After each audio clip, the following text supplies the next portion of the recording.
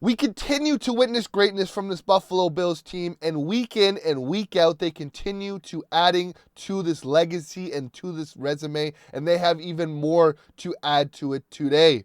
Hello, everybody. Welcome to Bills Digest. I'm your host, Anthony Senicar, and let's be honest here. Come Sunday, we're on an ice-cold Labatt, a Bills win, and we might be smashing a few tables.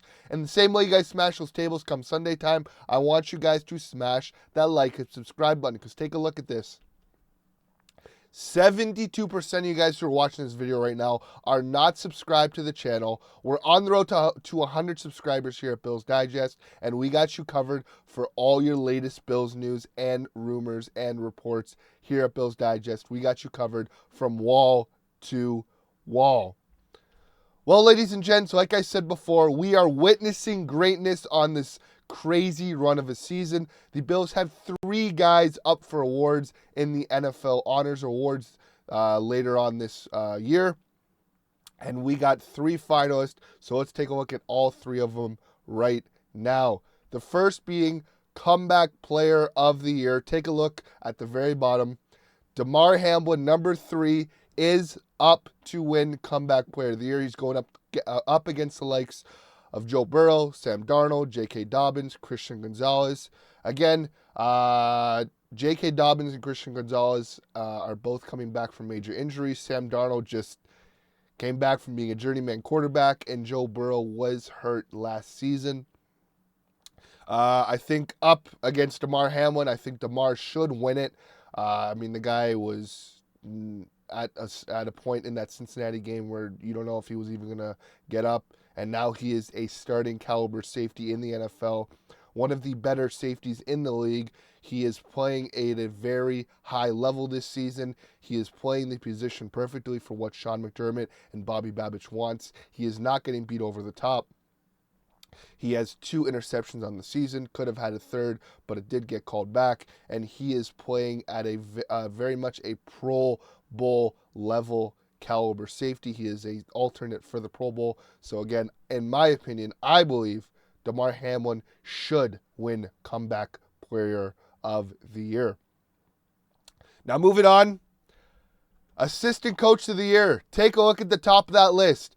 Mr. Joe Brady is going up against the likes of Vic Fangio of the Philadelphia Eagles, Brian Flores of the Minnesota Vikings, and Aaron Glenn and Ben Johnson of the Detroit Lions. Aaron Glenn and Ben Johnson have both got coaching gigs this past week. Joe Brady has a second interview lined up with the New Orleans Saints, so it's looking like he might end up being the next head coach of the New Orleans Saints. But right now, I think, in my personal opinion, Joe Brady should win this award. The guy took the Bills' offense from sputtering out of control with Ken Dorsey to being one of the high-powered offenses in the league. Second in the league in points per game. 9th in the league in rushing yards per game. Middle of the pack in passing yards, which again, the Bills' offense for years and years was high-powered in passing and bottom-tier rushing. Now they have very much a balanced offense, a 1,000-yard rusher in James Cook, and 2 other very, very good running backs in Ty Johnson and Ray Davis. And on top of that, third down efficiency is up in the top of the league. One of the best red zone teams in the league, second in TD percentage in the red zone, and first in the league in turnovers. What did Joe Brady do? He made Josh Allen go from being a turnover machine of what everybody knocked him for. What happened? He put him in a situation where he does not have to be Superman week in and week out, and he can hand the ball off to 3 reliable running backs. On top of that, he is also not forcing the ball, and he has a plethora of weapons to choose from. He has the likes of Amari Cooper, Keon Coleman, Dalton Kincaid, Dawson Knox. Everybody eats in this offense. It has become a high-powered machine, and Joe Brady is the reason for that. And I do believe that he should win Assistant Coach of the Year, and he will end up being the next head coach of an NFL team come the end of this season. And now, finally, like we all thought, the MVP finalists were announced. and Josh Allen is there, as he should be, up against the likes of Saquon Barkley, Joe Burrow, Jared Goff, and Lamar Jackson.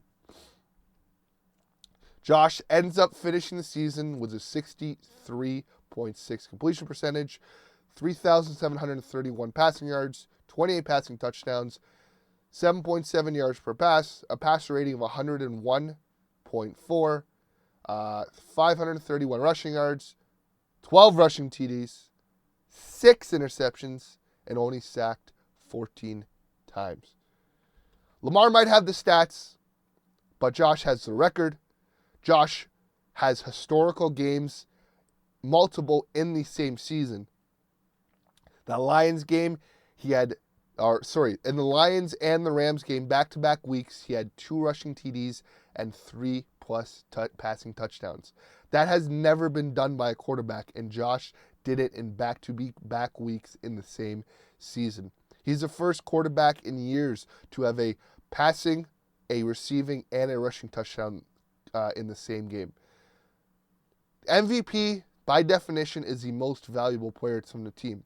In my opinion, the MVP, if you take the MVP off the team, what does that team become?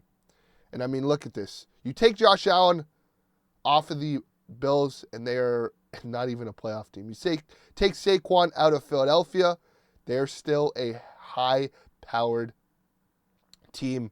I mean, look last year. They didn't have Saquon, and they won the NFC East and won the NFC. You take Joe Burrow out of Cincinnati, same as the Bills.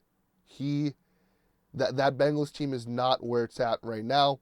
Jared Goff, you take Jared Goff out of Detroit, they could still be very much a very good team. They got the weapons, and they have the offensive play caller in Ben Johnson.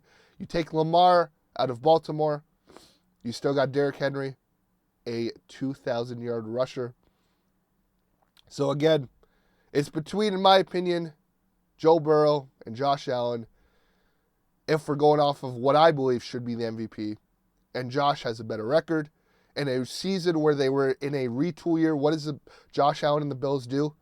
They have one of their best seasons of all time. Josh Allen does not turn over the football. He loses his 2 top weapons in Stephon Diggs and Gabe Davis, and it doesn't matter. He lets everybody eat. He does not feel the pressure of having to force the ball to a number 1 receiver. And he has a historical season, and the run is continuing. We will see how it continues Sunday in Arrowhead. Hopefully this story continues.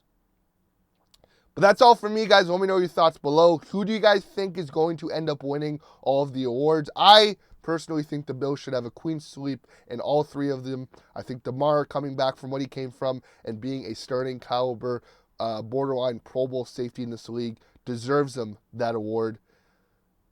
Joe Brady took a sputtering offense, made it into a powerhouse, and was ahead of the curve in the NFL with the running back resurgence and the maybe slow death of the number 1 receiver. We'll see how that continues.